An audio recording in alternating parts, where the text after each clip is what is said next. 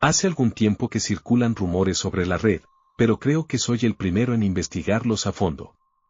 No voy a imponeros esto ni a exagerarlo, ni voy a contaros todo lo que vi. Dejaré instrucciones para aquellos de vosotros lo suficientemente motivados como para replicar mi viaje. No sé si alguna vez habéis estado en el norte de Gales. Hay muchas montañas y valles, y muy pocas ciudades grandes, la mayoría son comunidades rurales.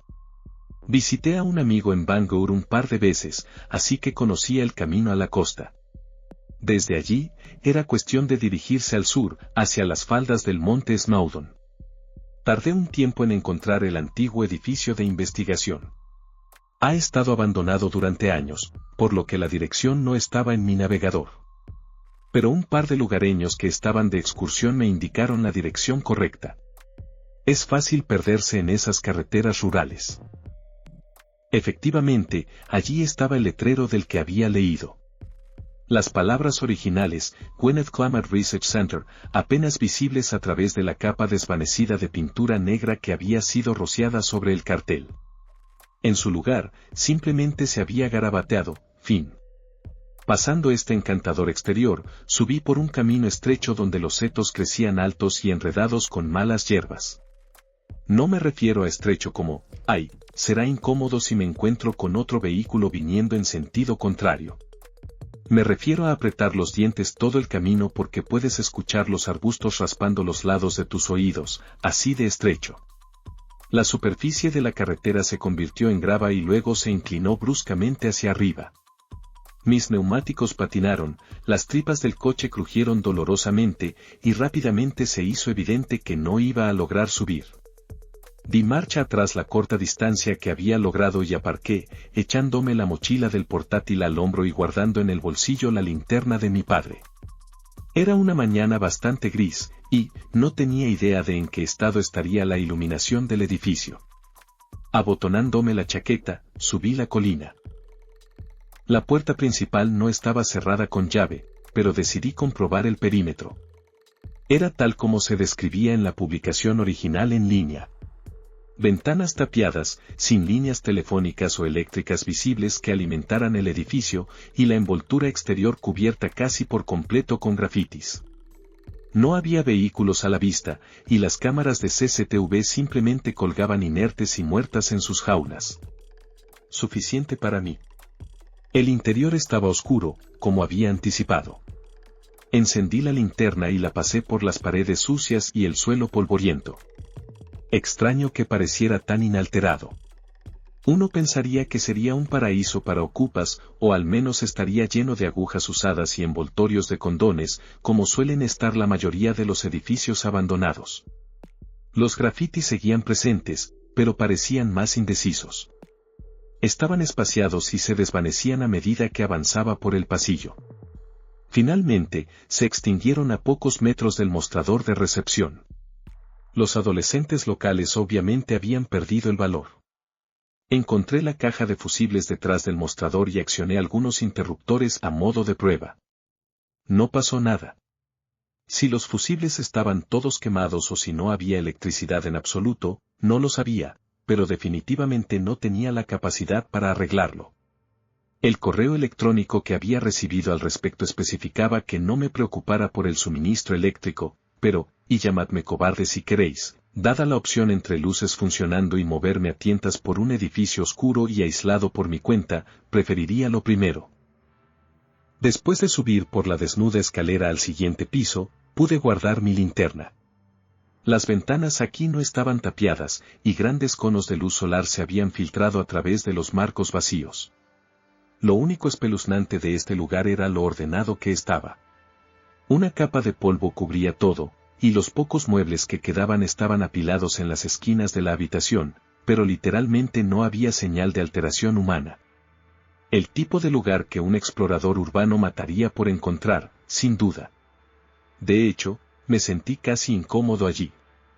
El ejemplo más cercano que se me ocurre es: cuando llegabas muy tarde a clase en el colegio, todo el mundo se giraba a mirarte y te sentías extrañamente incómodo.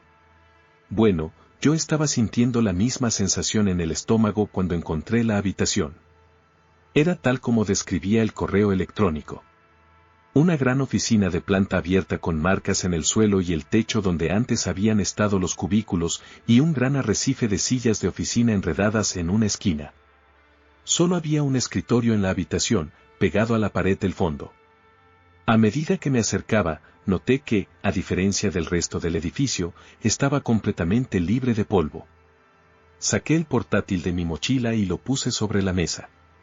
Era un modelo 2000 de chatarra barata que compré en línea por unas 30 libras. Lo formateé y le instalé solo las funciones básicas. Era específicamente para esa tarea. No iba a arriesgar mi máquina personal por una historia interesante que había leído en internet. Una vez encendido, saqué el cable de red. Era uno viejo y gris, del tipo que asocias con tonos chirriantes de acceso telefónico y padres quejándose de que acaparabas las líneas telefónicas. Un extremo se conectó a la parte trasera de la máquina y el otro lo pasé por detrás del escritorio. Me agaché debajo y avancé a tientas a lo largo del yeso desprendido hasta que mi mano rozó el puerto. Mis dedos exploradores descubrieron un cable ya conectado, el cual desconecté y reemplacé por el mío. Cuando me puse de pie, noté que el cable que tenía en la mano estaba roto, como si la otra mitad hubiera sido arrancada tan bruscamente que el plástico se había roto y los cables internos, partido. De hecho, todavía lo tengo en mi oficina en algún lugar. No pasó nada. No aparecieron iconos anunciando que me había conectado con éxito a la red.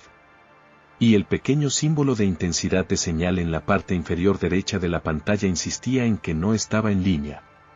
Desconcertado, revisé la impresión del correo electrónico. No se mencionaba esto. Quizás el hecho de que no hubiera energía era un problema, al contrario de las indicaciones dadas.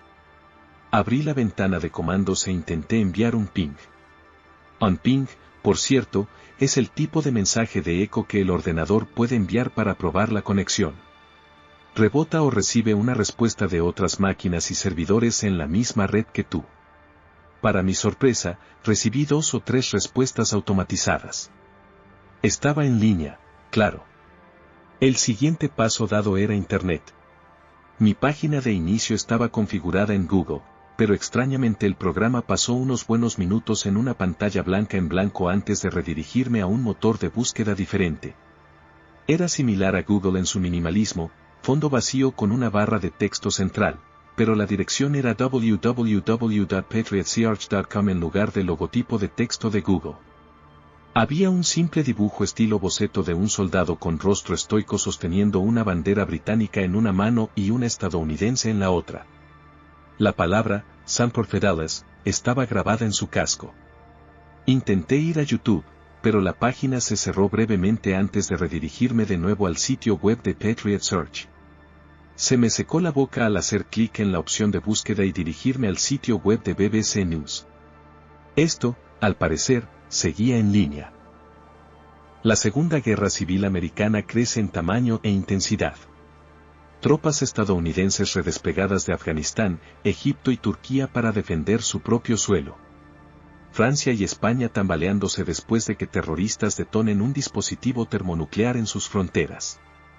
La policía de Texas distribuye imágenes de CCTV de hombres considerados responsables del secuestro y asesinato de más de 50 mujeres desde 2008. Prohibiciones de armas de fuego se convertirán en ley en toda América después del tiroteo de la semana pasada en la Casa Blanca. Estados Unidos y Gran Bretaña permitirán a Australia y Canadá unirse a la Alianza Patriota. Terroristas del Reino Unido continúan asesinando en ciudades fronterizas, exigen la independencia escocesa. Físicos teóricos alemanes arrestados por agentes estadounidenses, acusados de traición, investigación sobre universos alternativos y viajes interdimensionales entre los artículos confiscados. Me recosté, busqué a tientas un cigarrillo en mi boca y lo encendí. No tenía idea de que era precisamente lo que acababa de encontrar. Todavía no lo sé, pero era enorme.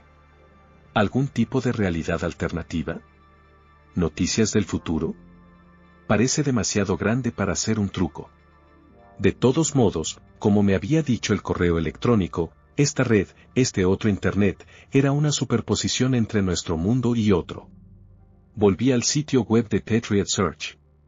Empecé a teclear cualquier cosa que me viniera a la mente. Juegos Olímpicos. Facebook. Leyes de derechos humanos. Poderes policiales. Mapa mundial actual. Lentamente. Con seguridad. Una imagen comenzó a formarse. Una imagen del mundo más allá de mi portátil. Y el pequeño cordón umbilical que era el cable. Yo era un ciego. Abriéndome paso a tientas por una cueva. Poco a poco. Cuanto más leía, más miedo tenía. Habían pasado muchas cosas malas. La policía en Estados Unidos y el Reino Unido estaba siendo eliminada gradualmente y el ejército estaba tomando su lugar. Por lo que entendí, los únicos crímenes que se investigaban adecuadamente eran la traición y el fraude. Dejando a todo tipo de asesinos depravados y pervertidos libres para hacer lo que quisieran.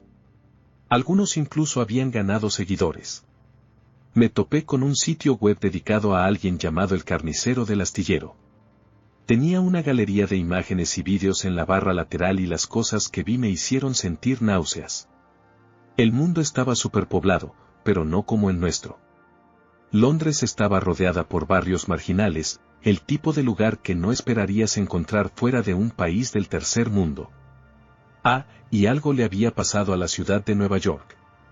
Había muchos registros al respecto que databan de finales de los 90, pero luego simplemente se detuvieron. Como si nunca hubiera existido. No pude encontrarla en ninguno de los mapas. Tampoco hubo discusión en ningún foro público al respecto.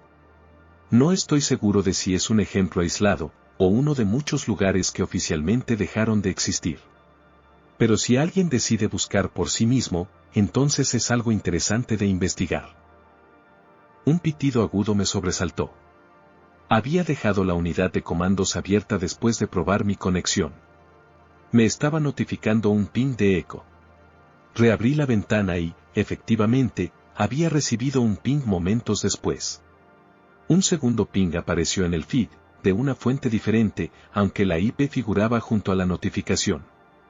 Por lo que sabemos, ese edificio es el único con conexión a la red, lo que significa que no habían venido de este lado. Mientras intentaba entender lo que estaba pasando, apareció un tercer ping. Algo hizo clic en mi cabeza y sentí que se me revolvía el estómago. Había tanteado a ciegas en lo desconocido, y ahora lo desconocido estaba tanteando de vuelta.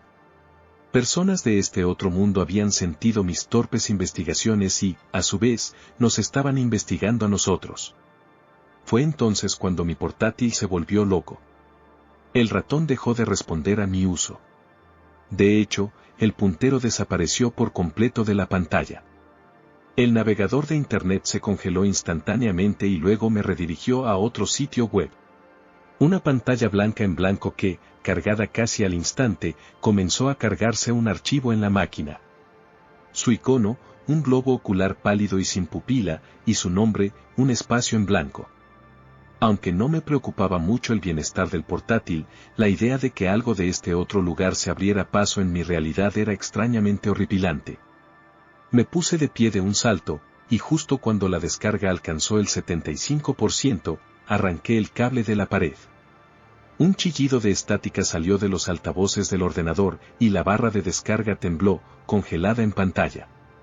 Dejé caer mi cigarrillo con la prisa, así que me senté, encendí otro y miré aquel enchufe en la pared, arañado y ligeramente deformado debido a mi salida bastante brusca del mundo que se encontraba más allá. No tengo idea de para qué servía ese programa con forma de ojo y no intenté averiguarlo. Desmonté el portátil allí mismo y luego, con cuidado, cada pieza la aplasté bajo mi talón. Todo lo que queda de su funcionamiento interno es una dispersión de fragmentos de plástico verde y metal doblado.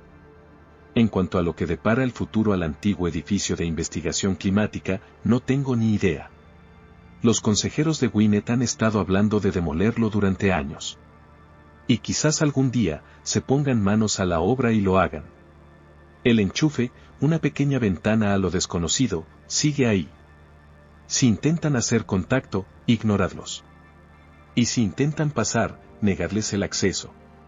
Los científicos creen que, si los universos alternativos existieran, Sería casi imposible transferir objetos físicos de uno a otro de forma consciente. Pero, de nuevo, aunque los datos son simplemente impulsos eléctricos, energía, que tal fuerza puede intercambiarse entre dos realidades simplemente allana el camino para otros visitantes mucho menos deseables. Creo que cualquier posibilidad que la red nos ofrezca es superada por el riesgo, porque lo que yace al otro lado del velo no es un monstruo o un demonio, sino una humanidad que se ha vuelto fría y llena de odio. Sé cómo pensamos, y sabe que volveremos. Por favor, tened cuidado. Y no los dejéis entrar.